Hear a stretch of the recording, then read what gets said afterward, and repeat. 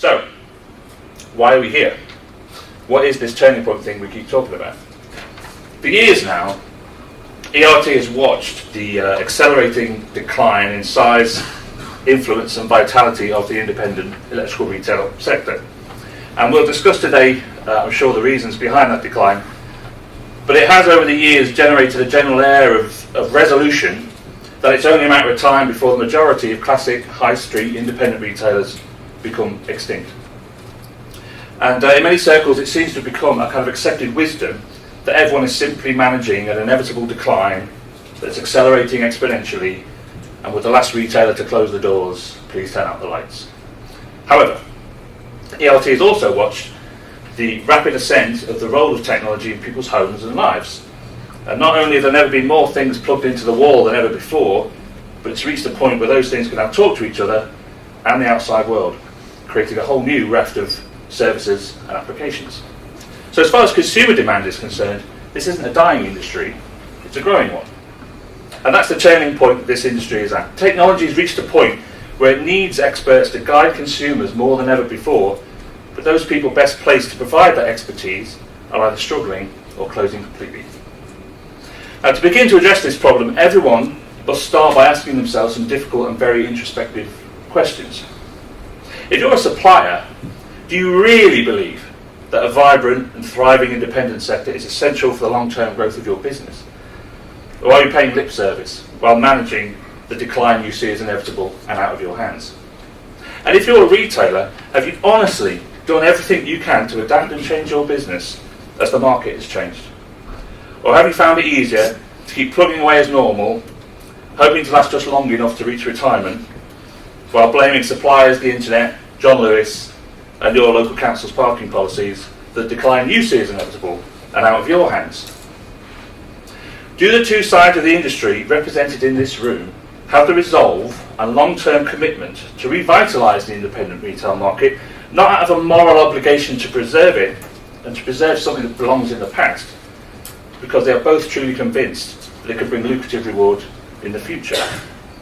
Now, as I said, ERT has watched and reported on all this for a very long time. So if we want to encourage candidness today, which is what we're aiming for, then I'll start by being candid about ERT, because that's the bit I understand.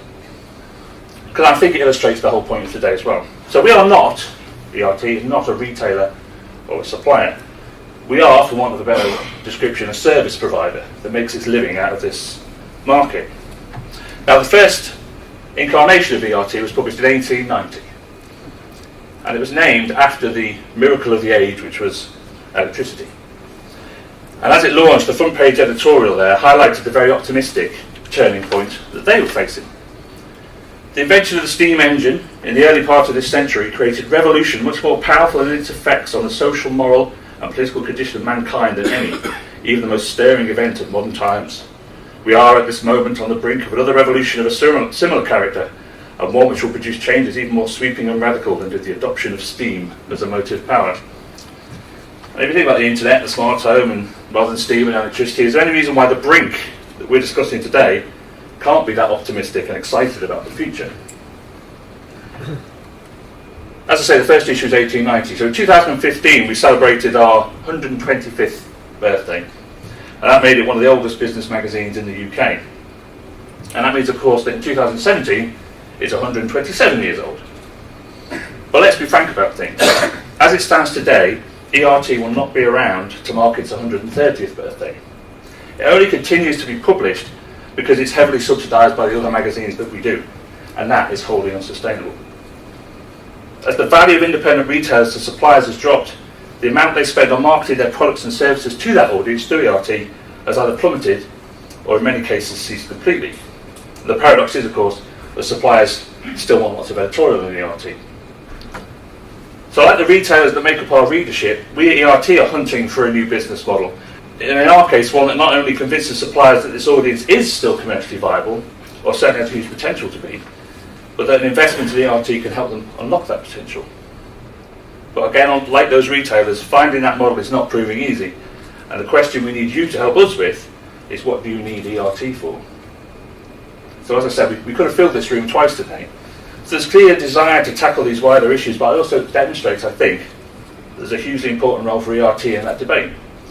And I think this industry will suffer even more without someone to provide a forum like this, but the brutal truth is we're a business with overheads too.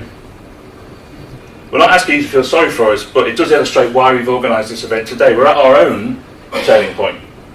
We're no longer observers of the industry, we're right on the front line with you, fighting for our own survival. So, before we all slit our wrists, that's the doom and gloom bit. There's plenty of light breaking through the clouds though. The smart home does represent the biggest opportunity in decades to turn this decline around, although how is not an easy question to answer.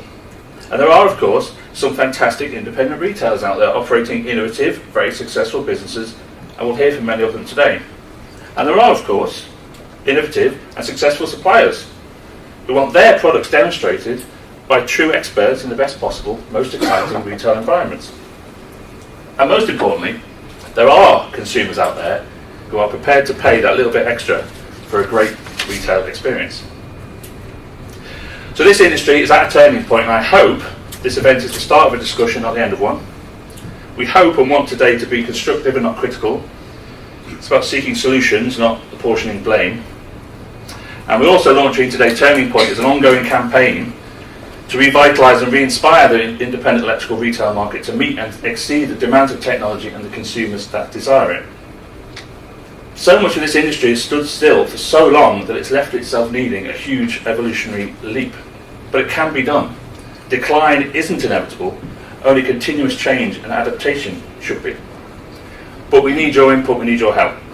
The March issue of ERT will take the form of a white paper, setting out and analysing the themes that we'll discuss today, and it will conclude with a series of recommendations for the industry that will form the basis of our campaign. But we can't do that without your ideas and opinions, so please let us have them. Please speak up today, and please send Sean your views afterwards. Collectively, the people in this room can make a massive difference if you choose to work together. So, on that note, let's get going.